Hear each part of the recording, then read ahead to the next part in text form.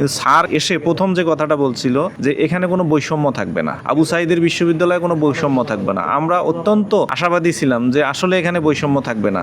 আজকে আমরা কর্মবিরতিতে বসছি অত্যন্ত ভারাক্রান্ত মন নিয়ে, এবং আমরা কর্মবিরতিতে বসতে বাধ্য হয়েছি।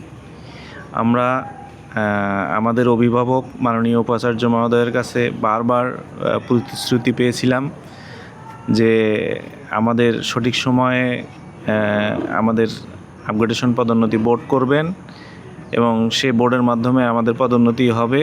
এটা একটা চলমান প্রক্রিয়া। বিশ্ববিদ্যালয়ে সব কাজের পাশাপাশি এটা চলতে থাকে, এটা কখনো বন্ধ হয় না, যে কোনো পরিস্থিতিতেই এটা চলমান থাকে। কিন্তু স্যারের এই আশ্বাসে আমরা বিশ্বাস করে বারবার তার কথা শুনে আমরা অপেক্ষা করেছি দীর্ঘদিন। কিন্তু দীর্ঘদিন অপেক্ষার পরও স্যার কী কারণে আমাদের আপগ্রেডেশন বোর্ড সম্পন্ন করে না, এটা স্যারের কাছে জানতে চাইলে স্যার বারবার আমাদেরকে বলে যে হবে হবে, কিন্তু কী কারণ সে কারণটা স্যার বলতে পারে না। আমরা যখন বলি স্যার আপনি এই যে বারবার আশ্বাস দিচ্ছেন, আমাদের কাছে প্রতিশ্রুতি দিচ্ছেন, কিন্তু কেন করতে পারছেন না, এই সঠিক ইয়েটা আমাদেরকে যদি জানান আমরা একটু উপকৃত হই। স্যার ওই বারবার আবারও আশ্বাস দেয় না এই হবে, এই আগামী 15 দিন, 2 সপ্তাহ, 15 দিন এরকম করে করে স্যার আজকে আমাদেরকে দীর্ঘ প্রায় 2 বছরের মতো। আর স্যার এখানে আসছে হচ্ছে 18 মাস প্লাস। তার আগেও আমাদের অনেকেরই এই আপগ্রেডেশন বোর্ডের সময় হয়ে গেছে, তারা আগে থেকে চেষ্টা করতেছে। কিন্তু স্যার এসে প্রথম যে কথাটা বলছিল যে এখানে কোনো বৈষম্য থাকবে না, আবু সাঈদের বিশ্ববিদ্যালয়ে কোনো বৈষম্য থাকবে না। আমরা অত্যন্ত আশাবাদী ছিলাম যে আসলে এখানে বৈষম্য থাকবে না।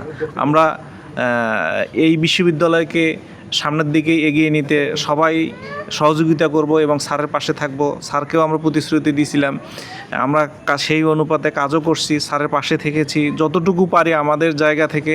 আমরা স্যারকে সহযোগিতা করে আসছি।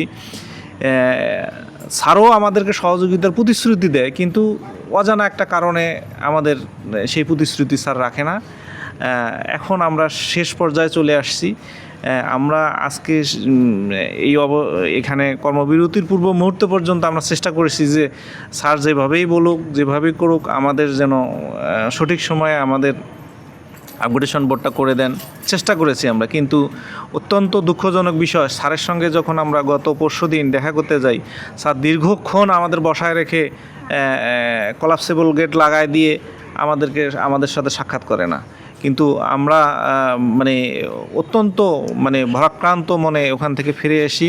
কিন্তু তারপরে আর কি বাধ্য হলাম আমরা যে আসলে মনে হয় স্যারও কোথাও না কোথাও কোনো না কোনোভাবে হয়তো জিম্মি কারো কাছে, যে যার কারণে আমাদের এই আপগ্রেডেশন প্রমোশন দিতে পারছেন না।